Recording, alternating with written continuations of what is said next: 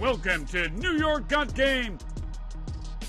Welcome back to New York Got Game, the best show getting you covered on New York hoops. We've got another great episode for you this week where we're going to take a deep dive just past the quarter season mark into the two NBA teams here in NYC.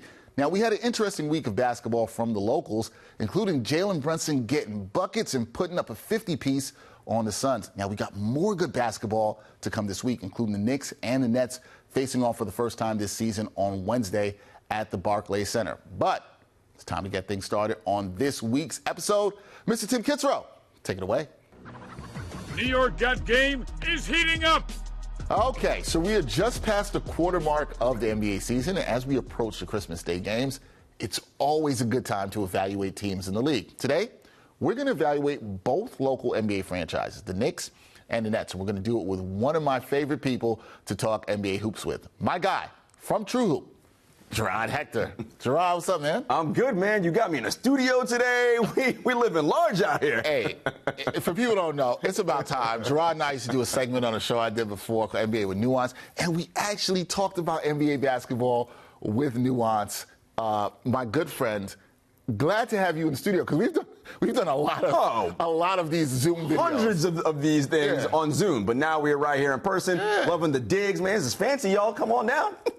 Hey, not everybody can come on down. We got to be clear with that. Not everybody come on down. Also of note, as people who can see, Jarod might be, I think he is, the first guest to come in here and match me with the blazer and hoodie combo. Yeah. So I like the energy matching in terms of that. Well, listen, that's how you roll on the show, so I figure I can't come with some different kind of energy. I'm like let's match a little bit, you know? So here we are, doing our thing. I appreciate that, brother. I appreciate that. Well, it's been good. I've been enjoying the NBA season, but we're here specifically to talk about the Knicks and Nets and sort of where they are, right? I feel like let's do this with some nuance. Let's talk about where both of these teams are at this time. So, Jarod, I want to start with the Nets because last week on the show I had Brian Fleurenton of Nets Daily and Nets Republic, and we talked about the potential of the Nets team this season. Feels like they might be a bit ahead of where people thought that they would be this season. In terms of their place in the Eastern Conference, what do you make of where the Nets are right now? Look, I think what happens is when you lose big-name star players like Kyrie Irving, James Harden, and Kevin Durant, everybody's all of a sudden like, oh, my God, welcome to the lottery. Everybody get right because you're not going to win a ton of games. And that's not necessarily true because they have a lot of good players, not a lot of great players or superstars, those transcendent people that, oh, you know, if you got this guy, you win in 48 to 50 games every year. No, they don't have that person, but they've got more than competent people on the team, and the team is competent. I was doing some research on them earlier, looking at their stats, and they're 13th in net rating, 13th in offense, 16th in defense, so they're firmly in the middle, which is perfectly fine. I expect them, Dexter, to hover around that 5 to 8 seed all season long. There's actually an interesting stat that, you know, most people think, oh, the NBA season's long, 82 games tells you. After 26 games, the standings don't generally change all that much within a game or two, unless, of course, some catastrophic injury happens. But even then, it's usually just right around where you are currently. So this is where I expect them to be. And it's interesting because that's kind of why I wanted to have some of these conversations we've been having around New York basketball teams at this time, because it's a really good time to look and see, okay, where are these teams? What are they? Do we have an idea of what they are? But also, what are they missing? What could they be? So that's interesting on the Nets because some people had them as a playing team. You think they'll be around that 5 to 8 range, which still could have them at the lower end as a playing team, but they could also be a playoff team firmly in that top 6. So we'll see there. That's kind of interesting. Now, the Knicks, I think they're in an interesting place. At the time of us recording this, they're 14-10. They're in a place where I think some people are going to look at them and say, they're a middling team, Middle Eastern Conference. They're not contenders for an NBA championship right now. They're going to be without Mitchell Robinson for at least 2 months. What's your view of where the Knicks are at this point in the NBA season? I think they're in a fine place. They're in a place, to me, that looks like they're going to be like how they were last year, a team that will get into the playoffs, and if the matchup is right, can win a first-round series. Anything beyond that, you know, you're going to have to do a lot of things differently. They're good offensively right now, 8th, I believe, on offense, so trending well. Defensively, about 15th, which I know for Coach Tom Thibodeau, not what he wants to see. he's a grinder. I was watching that game against the Suns last night. I mean, every possession, he's like pulling his hair out. All Knicks fans know that. They miss a rotation. He's screaming, got the paper folded up. And I get it. That's just who he is and how he coaches. But they're fine. Again, the right matchup, they can win a first-round series. Anything beyond that, I just don't think they have the pieces there necessarily to do that. That drop in defense, how much of when you look at that and Thibodeau being, so concerned about the defense, Mitchell Robinson, you've seen the slip in the defense since he's been gone. Is that a concern for you going forward that they may not be able to sustain obviously, they're not going to be as good defensively, but can they keep I asked somebody else this on another show, can they keep their head above water without Mitchell Robinson? Well, so it's interesting. They, as I mentioned before about the Nets, that 5 to 8 range, from 5 through 8 in the East right now. It's about a game and a half, 2 games separates everybody, so that's not a lot. There's going to be a lot of that kind of jockeying around for position from the teams in there. You mentioned the Cavs and their injuries before when we were off air. Yep. With Darius Garland being out and with Evan Mobley now being out, they might, have some problems in terms of them continuing to win. So that, and the Hawks, they have a whole mess of problems. I don't know what's going on in Atlanta. So from behind them, I don't know if you're too worried there. We mentioned Brooklyn before. They're there. So I think they can still hover, but that defense is going to be concerned. Although Isaiah Hartenstein, very good defensive player, doesn't give you the offensive rebounding stuff that Mitchell Robinson does. But, look, if he can sort of tread water, I think you'll be fine. I think, again, they'll just hover right around that area. Yeah, all right. So sometimes hovering can be good. Sometimes it may not. But it's funny. This brings me to the next question, because when you look at both of these New York teams, right, we can say that they're in the middle. And most times, that's considered to be the worst place to be in the NBA, right? You don't want to be in the middle. Is it the worst place for the Knicks and the Nets to be in the middle of the Eastern Conference right now? Or are both teams in the right spot of where they should be in terms of their team development at this point? So it really depends on what the plan is of the front offices for each organization, right? If you are, let's start with the Nets, right? And you're saying, okay, we're going to continue to develop our guys and we're going to see what we have. And we did a good job of acquiring draft capital in those trades that got Kyrie Irving and Kevin Durant away. What can we potentially package? We have a glutton of 3-and-D kind of wings that teams always want. Can we move picks, matching salary, and those guys to potentially get someone to help us? Maybe then you're right where you are. Same with the Knicks, right? You've been competent. No bad contracts. Everything's good, right? You've got good draft capital. Okay, do we want to put our chips in to get somebody? And again, as I said to you off air, it depends. What do I have to give up to get that person? Because if I give up the other pieces that make me a quality organization just to get star player A, well, star player A by himself is not going to be enough to get you where you want to be.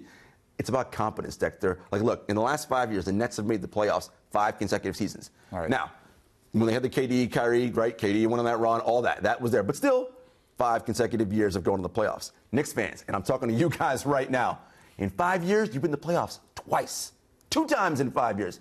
Let's get competence going, right? Let's get a habit of making the playoffs every year first before we start talking about, all right, we're going to get this guy and go to a championship. You don't have that yet. Right. And here's a Knicks fans going to push back at you and say, well, we made the playoffs 2 times in the last 3 years. They want to go to the recent history. They're like, you don't got to stretch it out to 5. You don't have to do that. We made it 2 and 3. That's what they're going to push back and say to you. But competence is sustained success, right? It is about more over the long period of time. And if the Knicks make the playoffs this year, that's 3 out of 4 years. Mm-hmm. That is something you can build on. I think you and I agree on this because we've had these conversations. That's kind of devalued sometimes, the competence in just having some sustained winning and having sustained culture. Even like the Nets when there's some other things going around the team that you didn't want to be going around the team. That stuff still matters. Okay, so it's one thing to be in the middle, right?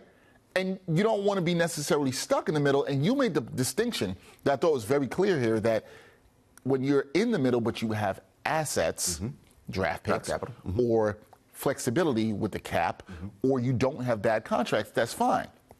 So if you're in the middle, you don't want to be stuck there in a bad situation. But let's look at the Nets. They're trying, I think at this point where you are, to get into serious playoff contention in that 5 to 8 range. And then obviously you want to make that leap to contention for an actual NBA championship. With their roster constructed the way it is, what do you think is the best path towards them making that leap? Which I know what I'm asking you. This might be this is the hard decisions, right? These are the hard leaps in terms of team building. getting in playoff contention, then getting in championship contention. What do you think is the best path for them as a team with the assets they have and their current roster to get there? Well, it's tough, Dexter, right? Because here's what you got to think about. Again, as I mentioned before, of the pieces I have, who can be complementary pieces to a said superstar to help me get to where I want to be, right, which is title contention? Well, if you're the Brooklyn Nets, Mikal Bridges, Cam Johnson, Nick Claxton are guys you don't want to give up. Well, here is your problem. If you want to get anybody of consequence, who do you think the first three people they're asking you about on those teams? Those guys. So you got problems right off the bat, right? The other piece for them is development, right? Like Cam Thomas is a good young scorer. Can he turn into someone who can make plays, right? Get off the ball quickly, move a little bit off ball, get the ball back. He doesn't have to be, a Chris Paul type playmaker. I'm not saying that. But can he be more than a tunnel vision scorer? Nick Claxton hit a 3 in that game against the Nets this week, and Nets fans went crazy. He, if you go to games as I do, and you talk to people around the team, he works on that every pregame. And that's the first. I'm like, wow, you made one. If that's the thing now where he can make a little bit of a leap forward offensively, well, now you're like, okay, we're cooking with some stuff here. Then it's okay. Dorian Finney-Smith, a good 3-and-D guy. Can I move him? Right. Their problem, of course, is still a Ben Simmons issue in terms of that is a contract and a size piece that's so big. And right now they're getting no production out of him because he's hurt. So it just hamstrings them right now. So right now, that's their biggest thing. If they can figure out a way to get production out of that spot, and again, not even getting back to all NBA level where it was before, but just NBA starter to slightly above average that. If they're getting that, now we're talking about some things that we can do. And it's, back issues and everything else. It's a little problem. So for them, it's really about development, also sort of maintaining that flexibility if they can going forward. And that could be the step for the Nets. I think Nets fans have to, considering what's going on in the last couple of years with them, have to be encouraged about that to the path to contention. Now, with the Knicks, so much talk among the fan base is about, when it comes in terms of the Knicks making a leap to contender status, because we've seen them make the playoffs, as we mentioned, 2 out of the last 3 years. It's about the organization landing a star player to pair with Jalen Brunson. So, my question to you is trading for a star the best way for the Knicks to move into the upper echelon of the association, or is there another path for the Knicks to do so? But trading whom? What are the pieces that other teams covet that the Knicks currently have? Probably Mitchell Robinson, though he's hurt right now. So, put that aside. Well, Jalen Brunson's already inked to the deal, so that's who the Knicks want to keep. Who wants R.J. Barrett and Julius Randle? And the question there is, who and what are Julius Randle and R.J. Barrett, right? R.J. Barrett was drafted 3rd. Maybe he shouldn't have been picked 3rd. But that happened. Let's get that out of our minds. What is he as a player, though? Because right now, Dexter, watching, and by all the advanced metrics, he grades out as about an average NBA player. Which is not what you wanted out of the 3rd pick. Not out of the 3rd pick and not out of the money he is being paid. It doesn't equate. We've seen him have excellent playoff games. But the problem is the consistency isn't there. By the way, folks, that's hard for everybody. So Knicks fans, don't lose heart. The reason why it's hard for everybody to be consistent in this league, it's really difficult. Super consistent people are all-stars and superstars. Really hard to do that. So you don't have that there. And then it's, okay, Grimes and Quickly. I don't love that Quickly's not playing as much as I think he should. He was a 6th Man of the Year candidate last year. What's Tibbs doing there? We heard what Grimes said earlier in the week or last week. It feels like if I miss a shot, I'm getting taken out of the game. Dexter, playing time is oxygen. They need it like we need air to breathe. And if they can't, young guys especially, they need reference points. If they don't have reference points, how are they going to get better? Well, if I don't play, I'm not getting any reference points, right? So I wish the Knicks would do a better job of sort of figuring out, listen, man, and it's hard because Tibbs, that's antithetical to who he is as a coach. Tibbs is a grinder, right? Every possession, we got to win every possession. Okay, well, if that's your mindset, the minute a guy messes up, well, now we got issues. He's coming out because you're going to play your main guys who don't hurt you 40-something minutes a game, and we know how that situation goes. So I wish there'd be a little bit more flexibility in terms of Tibbs, but it's sometimes, you are who you are. Yeah, the interesting thing there is there's a conversation to be had. We're going to definitely get an episode on this where we talk about the development of these young players in New York, both on the Knicks and the Nets. But when you look at this with the Knicks and in terms of trading the star, your pushback on that is, well, how do other teams value the Knicks' young talent? And I do think that's a fair question to ask going forward. How do they value?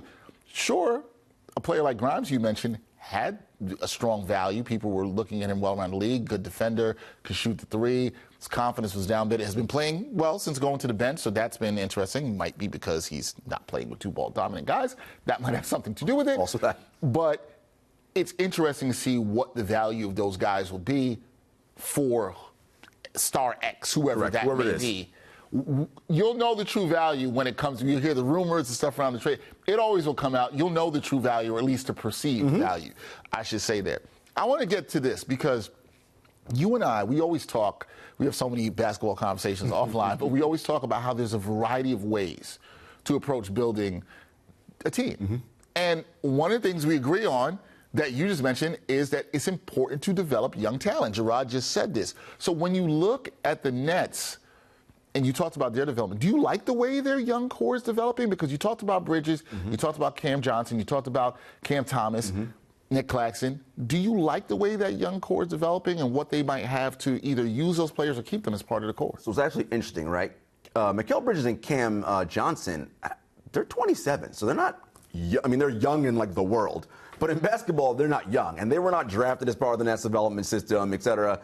You know, Mikal showed us some things last year when he came over, right, being the man. And then when the playoffs came and teams were like, okay, you're the man, now you're going to get the man-type defense. And we saw, oh, this is what it's like when I'm number 1 on the scouting list. It's a little different in the postseason, right? I wonder, you know, is there a level to his game where he can kind of do both, right? Kind of toggle back and forth between that primary guy and that I can do off-ball stuff as well. Can they help him there? I've been seeing some nice flashes. But they're true young core. We're talking about Cam Thomas drafted, Nick Claxton drafted, Day'Ron Sharpe drafted. I mean, Claxton was in the running for DPOY last year, had a very good defensive year last year. We know Cam Thomas is a bucket. Well, what else can you do besides being a bucket, right? Like, I mean, and that's the part I'm still waiting to see on him. And I think the Nets, unlike the Knicks, Jacques Vaughn, I think, is a little more flexible than Tibbs in that regard, and he also has less options in that way, right? With Simmons being out and with they don't have a Brunson type, right?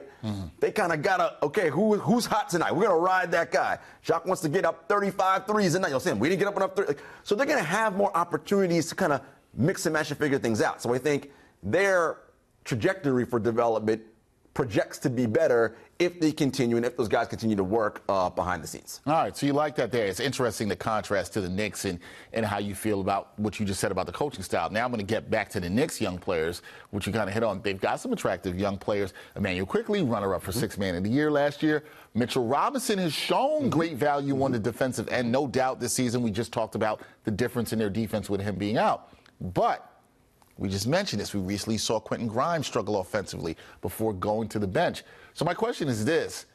Have the Knicks, because I just mentioned 3 pieces that have some value to them that we could talk about that, but have they done a good job of developing young talent? And where do you think they can improve in terms of developing the young talent? Knicks fans, sorry, but no. They just have not. The inconsistency of a player, again, like R.J. Barrett. Who and what is he? Like, his finishing at the rim, atrocious. The three-point shooting was good that one year and has not returned since 2021, where he's 41%. I mean, this is problematic.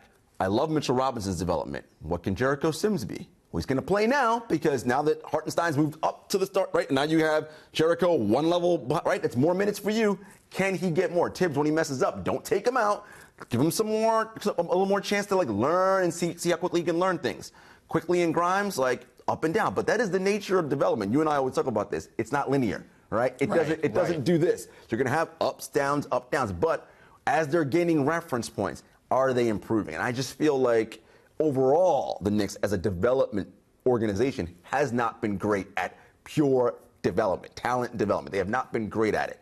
That can change. That can definitely change. And you're seeing more positive signs, but I want to see more. And the challenge again, and this is not, look, Knicks fans, I don't want to keep banging on Tibbs, but it's hard when you are a grinder as a coach, right?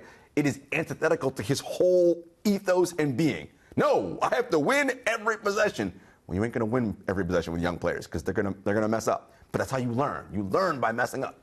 I was a little shocked when you look at some of the Knicks players. When I looked at them, I've kind of been, in a way, because of that point, that's been sort of the ethos around the coach. But, you know, he has played, I got to give him credit, he has played quickly. Grimes was in the starting lineup, and he trusted him in late game situations. Obviously, you mentioned Mitch.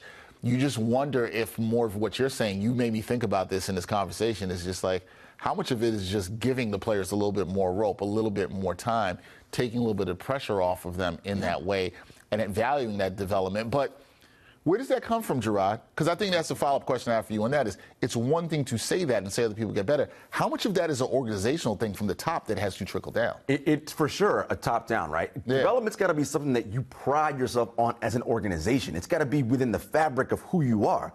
And I just don't know that that's the case in New York. I mean, I do know. It ain't, right? Like, that's just not the case. And you, again, give them the opportunity. Look, we always say the NBA season is long, right? It is. 82 games is a long time.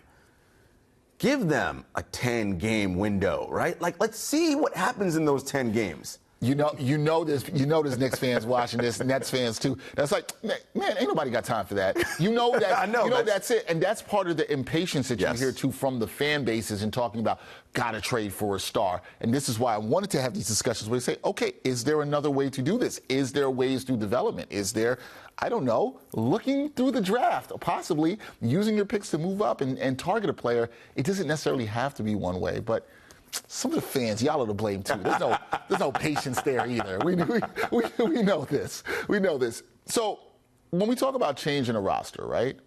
And you and I have also had these conversations. It doesn't always have to be drastic. So for both teams, what is like one realistic change or improvement that you think can occur this season that you would look at and say would mark successful growth for the Knicks, successful growth for the Nets? What's one change that you think can happen for both of these teams this year? So for the Knicks, I would love to see them start getting some easier buckets, right? And I think that's something they could do. Look, defending is what Tibbs does, right? Like, all right, we got to grind. But with Brunson, you played a bit of a slower pace, right? Can you get RJ to leak out and just get some quick, easy buckets, run-outs, and, right? Just things to get them going and quick, like, ooh, look at that quick pass break, whatever, even off a make, right? We'll go back to college basketball. The secondary break that Carolina's run for years. You see that Pacers do it in the NBA. Off of a make, guys are running. Now, it's hard if your point guard does not play at the pace that Tyrese Halliburton plays. But still, if your guys run the floor and are down and beating their man, Jalen Brunson's got a high basketball IQ. Dude's wide open. Get the ball up there. I'd love to see them just do that every once in a while. I mentioned this before with Brooklyn. I'd love to see Clax take some more threes. That would be nice. I want to see Cam Thomas get off that ball quick when the trap and double comes, and don't just stand there and wait. Cut, move, do something else, right? It's, young players, especially ones who are scorers, have always been scorers their whole life. At every level, that's just what they know. And it's also, that's the cool part about basketball. Everybody wants to score. That's what you be on TV for. We know. It's fun. But, there's a really good player in Golden State who gets off the ball and scores a ton of points and is constantly moving. Maybe you want to take a little page out of his book, right? Not the whole thing, but a little. Right. Right. No, that stuff matters. Okay, that's really good notes there in terms of, like, with the Nets players, what you'd like to see them add to their development. I think that would be really good. And the Knicks is getting some easy buckets because sometimes the offense can be a struggle to watch. It's so ISO heavy. They grind. And look, Knicks fans, I know you're going to be happy. You had that win against the Suns last night. Newsflash, Suns play zero defense, so very easy to get points on them because they don't guard nobody. I mean, Grimes was money last night. KD after that game was like, we can't be letting Quentin Grimes be pulling up in the sixth. I got on dribble. You just, come on, man. Like, so, we want to see more of that kind of, like, quick, let's go. Like, get a little bit. Look, you're not going to play Pacers ball. We know that. Again, that is not Tibbs. However, add a little bit of that to your game just to get easy buckets. Because, look, when y'all get to the playoffs, if it's already a slog in the regular season to score buckets. What's it going to be like then? Right. It might be so hard to get. Like, you can't. Now you came up here, you're slightly trying to antagonize the Knicks fans. I feel like Knicks fans are going to be like, man, we're not happy with Jarod Hector. Hey, he works for True Hoop. He's just trying to tell you the truth. That's it. Just trying to tell you the truth. Listen, we speak true to True Hoop. That's what we do. But as I said nothing bad, though. I love where your guys are as an organization. Again, I expect you to be in that range, right? Right in that, like the Nets, 5 to 8. You'll be right there. You're good.